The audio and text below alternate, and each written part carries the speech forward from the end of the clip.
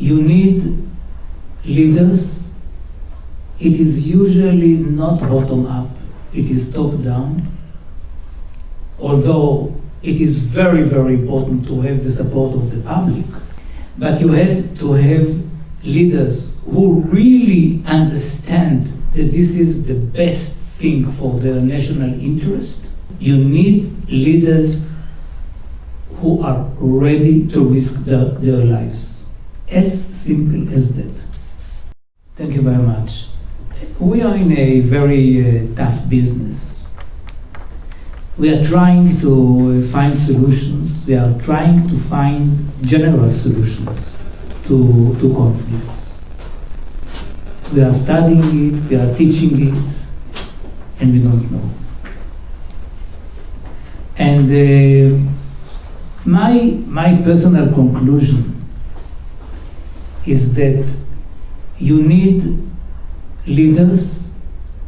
It is usually not bottom up, it is top down. Although it is very, very important to have the support of the public, but it is top down. When the leaders decide to make peace, usually, if not always, we have the special case of Cyprus after the UN resolution. But usually the people support it. Because most of the people want the same thing, education, safety, whatever, for their own people. It's not new. But you have to have leaders who really understand that this is the best thing for their national interest. And this is not always the case, as you just told us a minute ago. And you need leaders who are ready to risk their lives. As simple as that. I mean, I remember a discussion with President Clinton after the Camp David summit of July 2000 between the Israelis and the Palestinians. And Clinton was very furious with Yasser Arafat because he suggested something, and Yasser Arafat, during the talks in Camp David, was negative about his plan. And they had a tete-a-tete small meeting, and Arafat said to Clinton, Mr. President, had I accepted your plan, you would have come to my funeral. So I asked the president, so Mr. President, what did you say to him? And he looked at me and said, Yossi, what could I say to something like that? And he saw that I said nothing. So he said, what would you say to him? And I said to him, with all due respect, I would say, so what? How can you even think about comparing your own life or your rest of your life to the big thing of risking your people? It is very primitive, I know. It is very simplistic, maybe. But I'm thinking about King Abdullah I in Jordan, about President Hosni Zaim in Syria, about President Sadat in Egypt, about Yitzhak Rabin in Israel. All of them tried to make peace. All of them were murdered by people who, like in all these cases, could define them as people who actually committed treason because they gave up on something. It's very difficult. It's very difficult, and when it comes to you, and I can remember a lot of events during the Oslo process which I initiated. The threats on the kids, which is always the worst thing. the threats on the kids. Once they called my kid and said, your father was killed in a car accident. You know, for example, sending bullets in an envelope. Nice. I'm not speaking about demonstrations and that all the neighbors hated me. But the sheer risk for your life, it is something that you have to overcome. If you don't do that, forget about making peace. And I think that people sometimes are bypassing this problem as if it is only a matter of how can we compromise, what should I pay, what should you pay, and what is the process. No, it is first that you are ready to risk your life in most of these cases. Another thing is to believe that the conflicts are soluble, because those who are against the solutions, because of whatever reason, are trying to convince the public opinion that our conflict is very unique. Very unique. I cannot even tell you the details because you will never understand. It is our culture and our history, and it is so unique. And you know what? This is insoluble. Maybe yours is soluble. You can find a solution about territory, about religion, about whatever. But we cannot solve it. Nonsense. Sheer nonsense. But if you don't believe that conflicts are soluble, then you cannot even compromise. What can you do? The idiotic things of managing the conflict, as if you are in a situation where you can be in charge of the flames.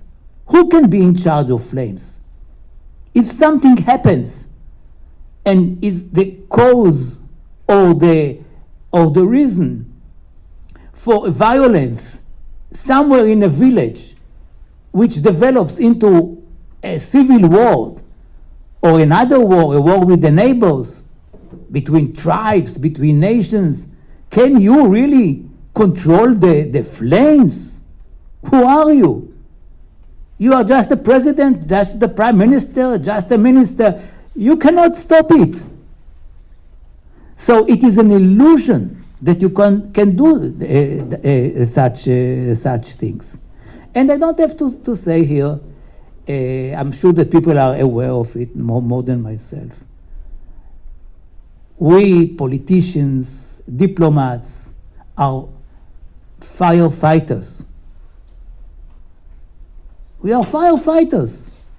Firefighters don't go to a place which is not in fire and say, maybe we can pour some water on this house. You say, are you crazy? I mean, what are you doing? Everything is okay. So this is one of the problems, that we come only when the problem is already there and fire is there and it is difficult to save the people. Now, what are we doing? Usually, we can defer. We can say, okay, not now. The Palestinian state, not now, in 5 years. And you know, when it was in the midst of the talks in Oslo, I approached our Prime Minister Rabin. I was then the Deputy Foreign Minister. And I said, Yitzhak, we have a partner. We can finish the job. Give me the mandate to go for the permanent agreement, not for the interim one. Because 5 years will allow all the lunatics on both sides to have such a fire that it would not be possible to get to the permanent agreement. And he had his reasons, why not, and I will not get into it. But I believe that one of the reasons in our conflict for not getting to the permanent agreement on May the 4th, 1999, which was the deadline to get to the permanent agreement, was that the 5 years were too long. And when people believe that the permanent solution is the end of their dreams, and when people are ready to sacrifice their lives, anything may happen. Anything may happen. And that is why you shouldn't give the spoilers an interim period which they might abuse. What could be done? It's difficult to create leaders who are ready to sacrifice their lives. There is no such lesson in school. It is possible to have a big comparative work, and it was done, to compare all the conflicts in the world and to suggest solutions for all these conflicts. One of them was East Timor. I mean, East Timor for years,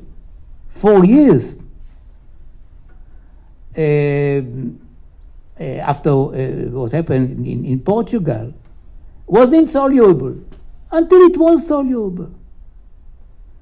And I think that this is one of the options, to have a serious work on all the conflicts. I remember once I visited Boutros Ghali, the late Boutros Ghali, was a friend of mine, in his office, and he said, Yossi, I have now on my table 72 international conflicts. I think that now the number is bigger. And since each conflict is different than the other, but still there are so many similarities that you can suggest options for solutions for all of them, and try to analyze it and try to systematically work on these solutions, even if there is no fire. And I'll finish my introduction with a small story. I was on my way for an official visit to India, and on the eve of the visit, there was a meeting with my staff and the department in the foreign ministry, which dealt with the issues of India, and I prepared myself to speak on the Israeli-Palestinian conflict. This is my forte. So they said to me, well, this is not the issue for them. The issue may be Kashmir, and you should speak about the Shimla Agreement of '72. Okay? And what do you expect me to say about the Shimla Agreement? They said, you can say that Israel supports the Shimla Agreement. Now, if you remember the Shimla Agreement, which is still in power, it keeps the status quo. Exchange of prisoners, but it keeps the status quo. So that as long as there is no change, it is India which is in charge of Kashmir. It is divided, but the bottom line is that it is in the advantage of India. As if we decide today to keep the status quo between Israel and the Palestinians, so the Israel is winning because it is still occupying the territories, if people believe that it is a win. Not me. But, so I said, okay, I read during the flight the Shimla Agreement very carefully, and we landed in Mumbai, and it was a sea of photographers and journalists in the field, on the field. I didn't understand that they were waiting for me. So I went down and I prepared myself for the answers, and they shouted and asked me, what is the policy of Israel vis-a-vis the Shimla Agreement of 72? And I said, Israel supports the Shimla Agreement of 72. And they all left. I still wanted to speak about the Palestinians and the Israelis and the prospects for peace, but it was only the Shimla Agreement. And the Shimla Agreement was never a solution. But for India, it was a solution, a kind of a solution. The Kashmir war goes on. It is not in the headlines anymore. Innocent people are killed. Military people are killed. And it will go on. And my successors will go to India, and they will be told by the ministry that they should support the Shimla Agreement because the whole world should support the Shimla Agreement. And the journalist will come, interview them, and close the cameras.